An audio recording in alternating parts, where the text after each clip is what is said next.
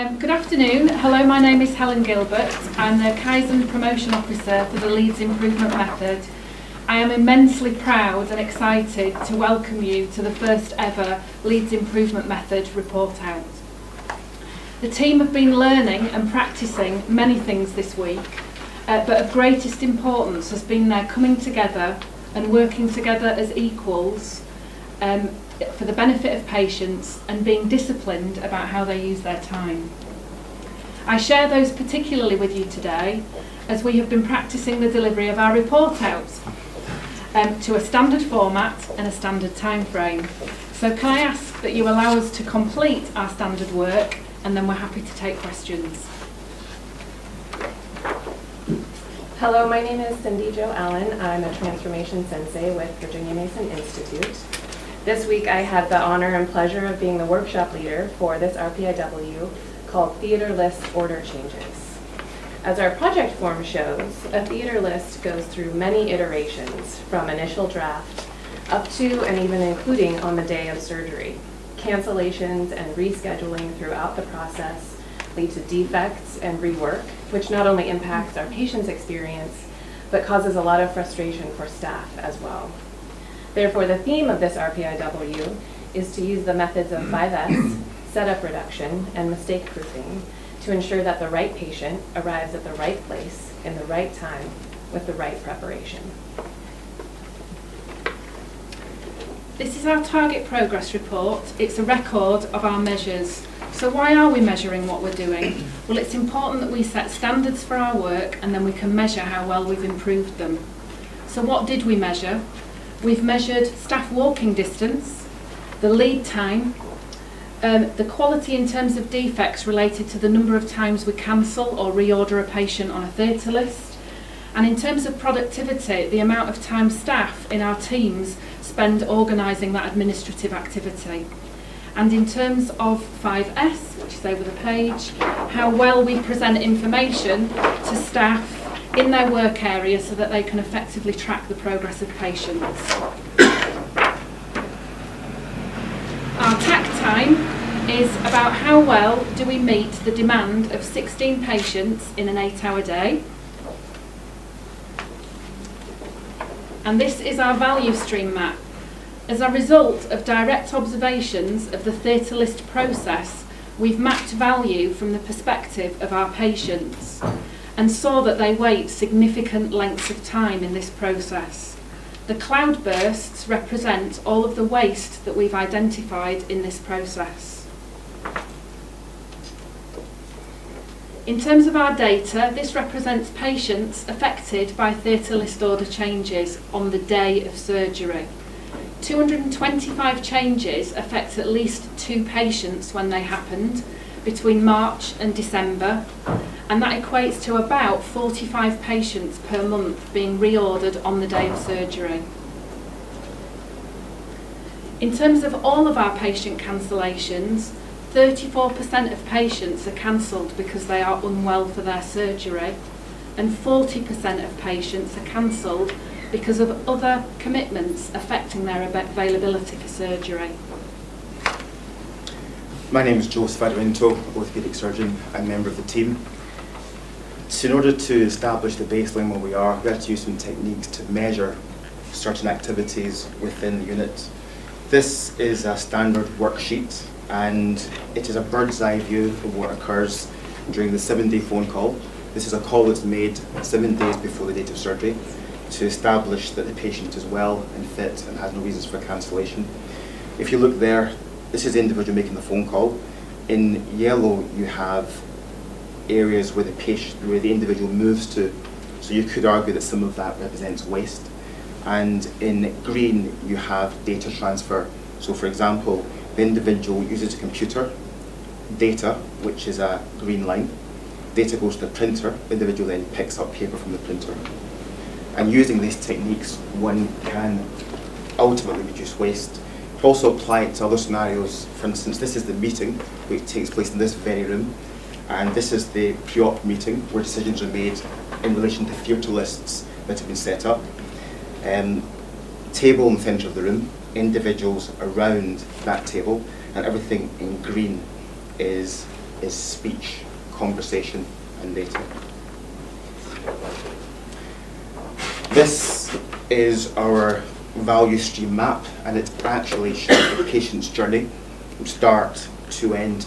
Our focus was this area here, from the 7-day phone call to the patient through to when the patient goes to theatre. We were well aware that there were issues prior to that which were going to influence the journey of the patient. And when we were working through ideas, for example, an idea sheet, we understood that there were some patients being referred to us who had come, some of whom weren't even aware they were going to have be considered for an operation, others who were just generally unprepared.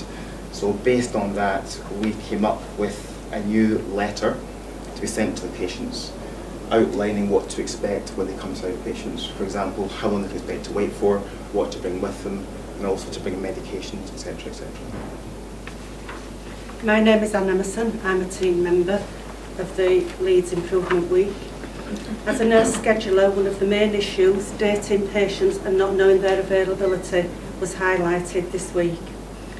The results of this results in a large number of patients being cancelled.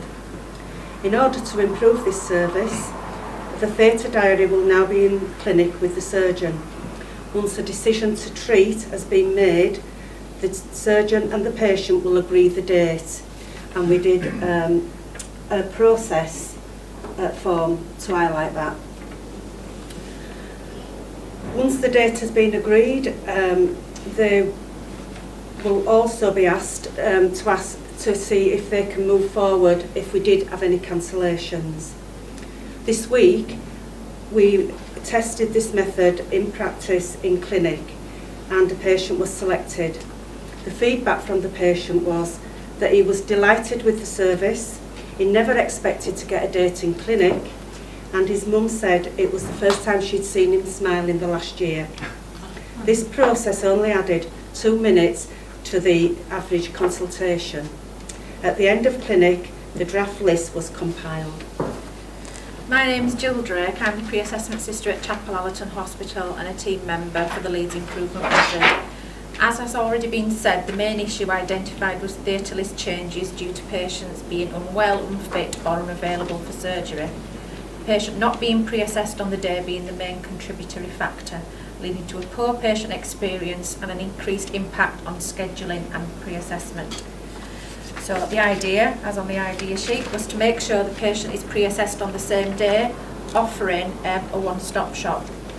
This was tested with one patient who was very positive about the whole experience. This will initially be trialled with Mr Adarinto's clinic starting next week. The patient will be given a date by the surgeon, brought by the clinic nurse to a pre-assessment reception area which will be based next to the rheumatology reception. A clerk will check patient biographical details, method of contact, and this will be recorded on PAS. The patient will be offered pre-assessment there and then, or if they cannot stay, sent away, ideally with an appointment within 3 days. Short notice availability will be checked and documented. The patient will then go through the pre-assessment process, and ideally we would aim to bring the services to the patients, i.e. bloods and ECG. If deemed fit, the TCI date will be added to PAS and Galaxy by the clerk in the pre-assessment reception. Any patients deemed not fit will be discharged back to the GP, the only exception being patients needing echoes who will be held on a holding list. The patient will be sent away with a dedicated phone number that will be just for patients and take incoming calls only, and this will be manned in the pre-assessment admin office, which is through here. So we've done a lot of standard work regarding that, and the aim is for a fully patient-centred approach that meets patient expectations. Hello, my name is Andrea Tobin. I'm a staff nurse on C3 pre-wait area and also a member of the team. We identified a problem from the ideas form with the patient pack, which is used for every patient admitted to Chapel Allerton for surgery. The order and content of the paperwork varies greatly, requiring every pack to be checked, added to and reordered on a number of occasions. As a result, we have created a standard pack with all the documentation required for a patient admission. The inpatient admission clerks will make these packs according to the standard template, and they will remain unchanged throughout the patient journey from pre-assessment into theatre. The standardisation of the content and the order will reduce staff time wasted rechecking the packs, adding more documents and searching for relevant information, allowing more time for direct patient care. Hello, my name is Chris Jones. I'm General Manager and Co-Process Owner and, most importantly, a team member for today. This week, the uncertainty around the list order and last-minute changes meant that patients were observed waiting a really long period of time on the day of theatre, which increased their fasting time, and they were also at the greater risk of being cancelled. We identified through the waste categorisation that's been picked up by Helen already that just within the last month there were 50 patients changed on the day of surgery, and so we felt that we really had to act. Our idea was that we would provide patient-specific, patient-centred admission times by staggering the lists and eliminating the staff stress that's caused by the chaos every morning in theatres, which wasn't currently possible in our system. To enable this change, we had to create a method for the relevant team to review future theatre lists with the intention to confirm list order in the planning huddle. We've designed an algorithm that prioritises patients by their condition, their age, and any specific surgical requirements, which will improve patient safety and reduce staff stress. I'm Andy Wilson. I'm a team member here and a consultant anaesthetist at Chapel Allerton. So a key step in this new method is an early affirmation of the list order. So we've decided to tag on a list analysis after the theatre debrief that already occurs after every list, but we're also adding some physio and radiology input into that. So we produced a standard worksheet and we've already tried it out, as well as a pro forma in theatre.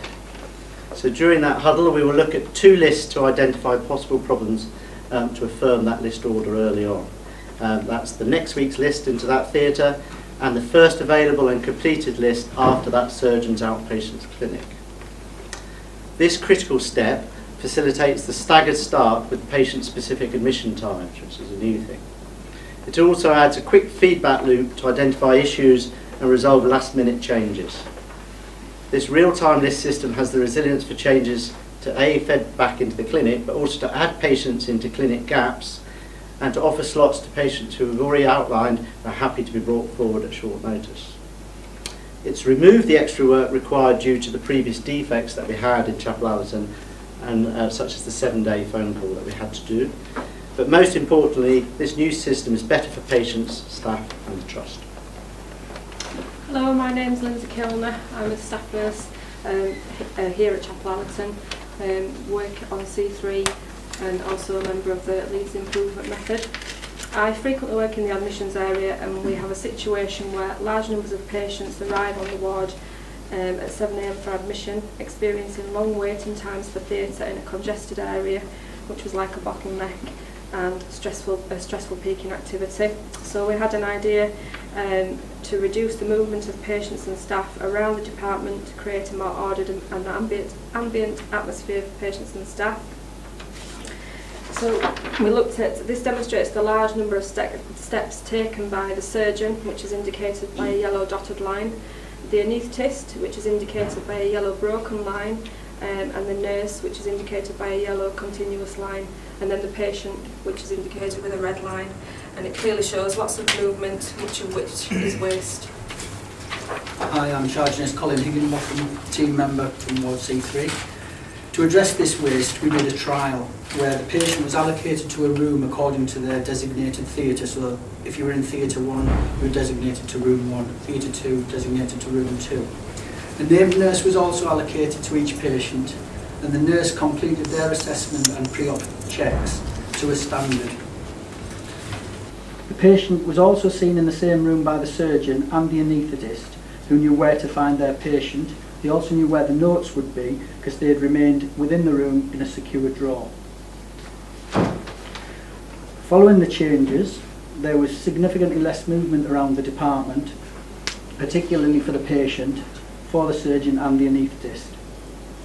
A telephone call then took place from theatre to the waiting area when the team were ready to escort the patient through into their operation. The admitting nurse escorted the patient to the anaesthetic room, and this provided continuity of care for that patient. A simple brief handover took place to the operating department practitioner, who then completed their safety checks with the anaesthetist in attendance. For the nurse escorting the patient to the anaesthetic room, this was a significant change, taking over the role from the ODP, and a change in practice by crossing that metaphorical red line into theatre, wearing a standard nursing uniform. The staff fed back that they felt that the changes had helped to make a stressful peak of an experience into a more of a rolling hill type experience, and that was demonstrated by both patients and staff. Hi, my name is Val Davis. I'm Chapel Allerton Theatre Team Leader and team member for this Leeds Improvement Method Week. In this live test, the ODP accepted the patients to the anaesthetic room. We've actually identified 7 minutes where the ODP could be utilised during the theatre turnaround process. This example here, upside down, is a percent load chart which identifies,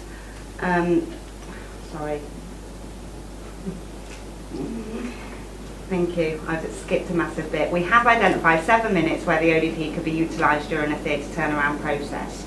This example is a process load chart that shows you the elimination of the time wasted of the ODP that would previously walk to pre-admission area, find the notes, locate the patient, etc., etc. We also identified a more effective way of counting the equipment once finished with. This again improved the end clean-up time, allowing the ODP to make that send phone call earlier.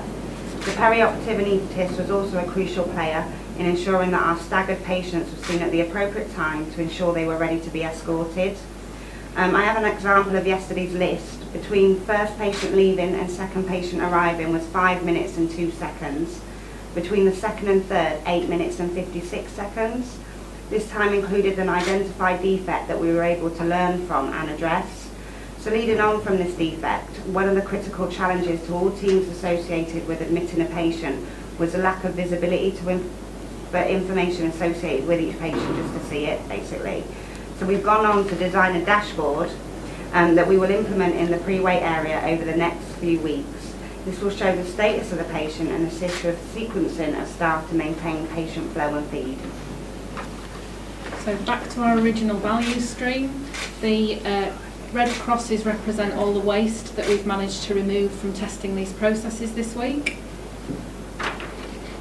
In terms of our target progress report, as you heard from the team, they have tested ideas in real time with real patients. We've significantly reduced the footsteps in the clinic visit for the surgeon and anaesthetist, actually below the 30% reduction target we set ourselves, and we've reduced our lead time in simulation from 7 days to 6 days. We are expecting a reduction in cancellations and in the amount of time staff spend dealing with list changes, and this will be reported out at 30, 60 and 90 days post this week.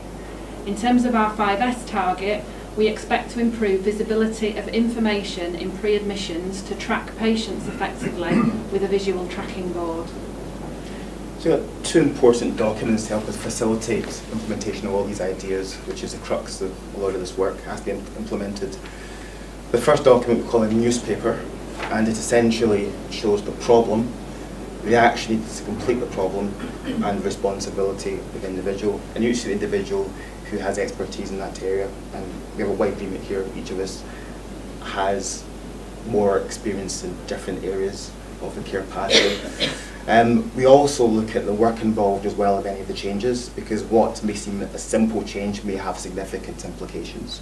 So even just, for example, we talked about booking at the time of initial consultation, which is still a plan, but if that adds an extra 3 minutes and you see 20 patients, it's a lot of time. Okay, so all that is taken into consideration. So the second document is, we call it a parking lot. These are ideas which are valid, are still of importance, but are just out with the immediate remit of what we do, because we can't do everything, otherwise it will become unmanageable. So 2 important documents will help us take things forward. So finally, where are we now and where did we start at the beginning of the week?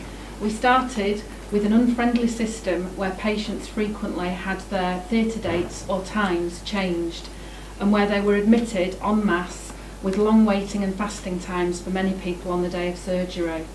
There are frequent last-minute changes which caused a lot of work and stress to both patients and staff and resulted in some patients being cancelled on the day of surgery.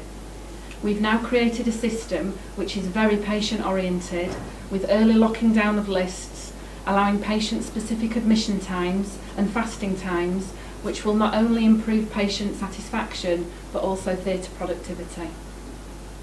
Through the journey this week, the team had many key learnings, some of which were we felt safe to go try and learn and try again. We went from extreme variation to continuous flow. It's good to challenge the norms, and now we know how this makes people's lives better because the patients that we tested on were very, very happy. We could not have done this work without the support and participation of so many people, including the home teams in the outpatient clinic, C3 pre-admissions, the theaters, Mark Emerton and Leaf Mobs, our sponsors, a team member who couldn't be with us today during report out, Sheila Turville, and most importantly, the patients who allowed us to test our ideas on them this week so we could improve the care for future patients. Thank you.